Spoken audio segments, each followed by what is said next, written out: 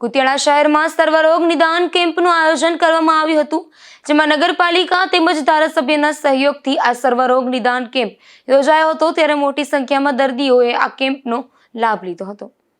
કુતિયાણા શહેરમાં નગરપાલિકા તેમજ ધારાસભ્ય કાંધલભાઈ જાડેજા દ્વારા સર્વરોગ નિદાન કેમ્પનું આયોજન કરવામાં આવ્યું હતું। આ આયોજનમાં રાજકોટના પ્રખ્યાત ડોક્ટરોની ટીમ આવી પહોંચી હતી, જેમાં દવા અને રિપોર્ટ પણ નિઃશુલ્ક કરવામાં આવ્યા હતા। આ કેમ્પમાં 500 કરતા વધુ દર્દીઓએ લાભ લીધો હતો। આ કેમ્પમાં નગરપાલિકાના પ્રમુખ સહિતના તમામ સભ્યોની ટીમ પણ હાજર રહી હતી।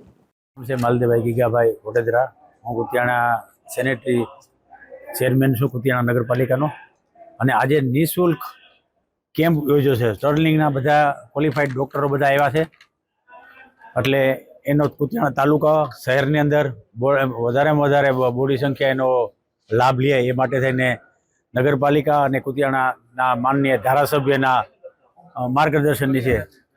અને આજે કુતિયાણા જે ધારાસભ્ય માનનીય છે આપણા કાંધલભાઈ જાડેજા, એની આજે ઓપનિંગ કરી અને નિદાન કેમ્પ ખુલ્લો મૂક્યો છે, જેથી કરીને આ વિસ્તારની અંદર રાજકોટ લાંબુ ન થવું પડે અને અહીં બધા